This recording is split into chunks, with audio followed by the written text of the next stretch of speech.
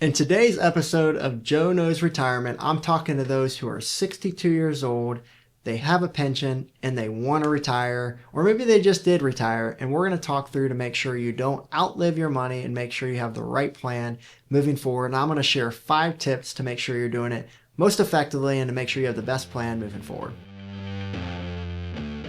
Joe knows taxes. Joe knows the market. Joe knows Social Security. Joe knows income planning. Joe knows pickleball? No. This is Joe Knows Retirement. So my name is Joe Schmitz. I'm the founder and CEO of Peak Retirement Planning, and we have this YouTube channel here called Joe Knows Retirement, and we love doing educational content. We've got quite the following here, and most of our followers, they have a pension, they have $1 million or more saved. We call them the 2% Club, and they're also Midwestern millionaires. Now, you don't have to be from the Midwest if you are watching this and you're wondering if that's you or not. You just have to have Midwestern values, which means hardworking, frugal, diligent savers, as we always know. We're from Columbus, Ohio here. We serve clients all across the country. We have clients in Florida and California who say they're the blue collar millionaires or the middle class millionaires. And so whatever you call it, you know what I'm talking about here. And I'm also writing a book called The 2% Club that talks about this niche crowd of 2% of the population who have a pension and $1 million saved. And I've already written a book called The Midwestern Millionaire there. And so if you've been watching our channel for some time now, I'd love to get some comments of what do you think? Is this helpful for you? What else can you hear more videos about? Give us some feedback. And so if you're first time watching us, let us know what kind of pension do you have? Where are you from? Which state? Is this a state pension you have? Or is it a federal pension? We always love to know the demographic of who we're serving here. So if you're new here, fill us in and we'll make sure that we can make content directed towards exactly the type of people who watch this channel. So the first thing we need to do if we're thinking about retiring, or maybe we just retired at 62 and we have a pension, is understanding first, how much do we even need to retire? And a joke I always say all the time is, you don't need much to retire. You can go live in a cardboard box and eat ramen noodles, and you don't need that much money, and your pension probably covers more than enough of what you need to live on. And so the first thing to understand is if you have a pension, you're going to have more of an opportunity to retire early. Now, 62, we have clients that retire much earlier than 62, and we have clients who are, let's call it 58, and they're like, oh, I got to work till 65 or 67 because that's what full retirement age for Social Security is, 67 or 65 to get Medicare. And we look at the numbers and we go, you've got a pension, you got $1 million or more saved. You could retire now and still have more than enough to live the retirement that you want to, knowing you have that guaranteed pension for life, knowing you have Social Security on top of that, knowing you have this big amount of savings that you've been so diligent in saving all of these years. And so we always tell them, you can't pull a U-Haul behind a hearse when you pass away, and so you can't take it with you. So we need to design a strategy, whether that's retiring earlier, maybe it's gifting or giving more of our money. We call it purpose of money, to make sure that they can do exactly what they want. So first thing is deciding how much you need to retire. And I'd probably tell you, if you're in that category, 2% Club, you could probably spend a lot more money than you think. And so first thing we understand when going through that calculation is what's your pension worth? So let's just say for easy numbers, your pension's $50,000. Great. Let's say that you're a married couple, and let's say your Social Securities combined equal $50,000. Okay, great. You're now at $100,000 of income that is guaranteed, can't outlive that. So in that case, we know we can spend at least $100,000 a year. Now, most of our clients, they're frugal, as we talked about, and they have a hard time spending more than that 100,000. So in their case, that's why we're telling them maybe retire earlier, or hey, maybe we can go on an extra trip, or maybe we can give a little more to our charities, or maybe we can gift more to our kids now, knowing that they're going to be the beneficiaries of this anyways, and maybe now they can utilize it more. And so a lot of times we're finding they're not worried about running out of money at that point. They're just worried about running out of life, I guess is the best way to put it. Making sure they're the most purpose-driven throughout. I mean, we've had a couple come to us. They were 62 years old on the dot, actually, and they retired at 60. And they told us when they were retired at 60, they told each other they were going to spend for the next 15 years and enjoy their retirement, because that's what they felt like from a healthy perspective they would have to enjoy their retirement. And so they were 2 years in, only 13 years left, and they hadn't done anything. And it was a big regret for them. And they came to us and they said, hey, hold us accountable. Tell us how much we can spend so we don't have to worry about running out and still be able to maximize this. And some of our clients even go as far to say, I want the last check to bounce back. And we have to tell them, you're probably not going to let that happen unless you really get busy spending. So I hope that gives you some confidence, some peace of mind to know the situation you're in. You're probably in a better place than you think. So do that calculation. How much is your pension? How much is your Social Security? And then the next dot is how much is your investments? And you've probably heard of the 4% rule. So let's just use that for an easy example. The 4% rule says that you can take out 4% from your investments without concern of running out of money. So if you're planning for a 30-year retirement, 62 to about age 90, that's what they suggest. Now, some people will say it's not going to work. Some people will. If you plan properly, 4% rule should be pretty diligent or should be pretty decent to be successful. And so if you have $1 million as an example, that's $40,000 that you could spend each year is what you could expect. So $140,000 total income, as we've talked about, that you have to spend. And then you have to decide, is that going to be enough for you based on your lifestyle and based on what you want your retirement to look like?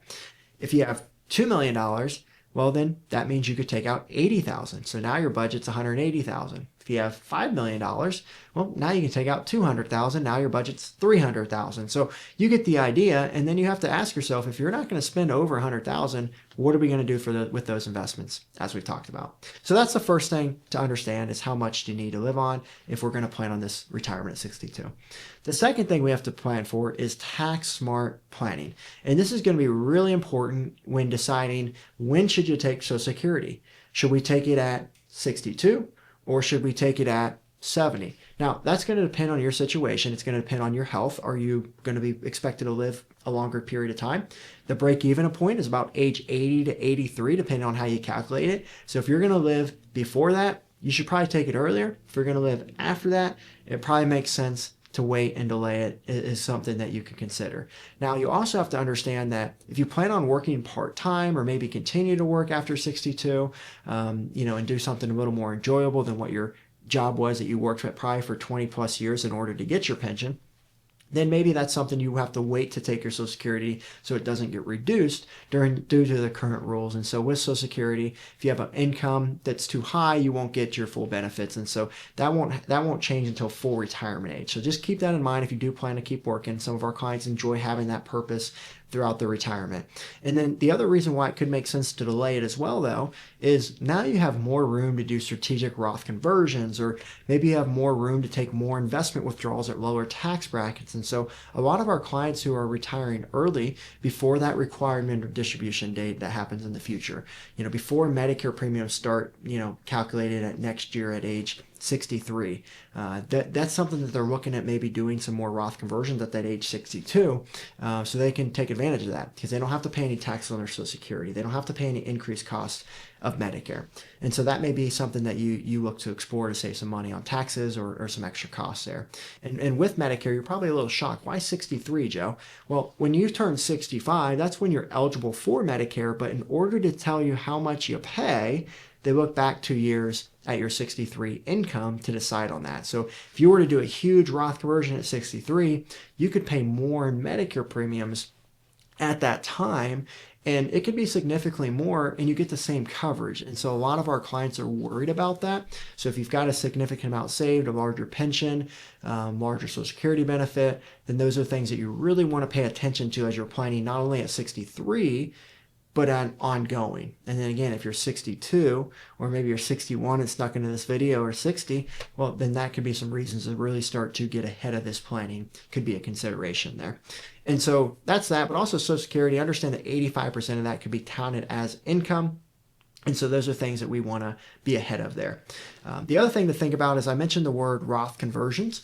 And so with Roth conversions, this is, going to be important to be able to have some ability to take out money other than just your tax deferred investment. So a lot of clients that come see us for the first time, they've got all their money in 401ks, IRAs, tax deferred vehicles is typically what we see there. So any money they take out from them, they're going to have to pay taxes on it. And so what we typically like to see is having a little more of a balance. Instead of all of our eggs in one basket, let's have more of a balance. And so if you can start to get ahead of some of those conversions, again, don't convert everything. We don't want that balance to go the other way too fast, because then you're going to be forcing yourself into higher tax brackets, more, costs that you may not ever have to worry about. And so, that's the understanding of the Roth conversion concept. And so if you don't take Social Security, you'll have more room to Roth convert at the lower brackets. And again, we won't have to worry about Roth converting and raising Medicare premiums, before that next year hits. So those are some things to worry about, think about with Roth conversions.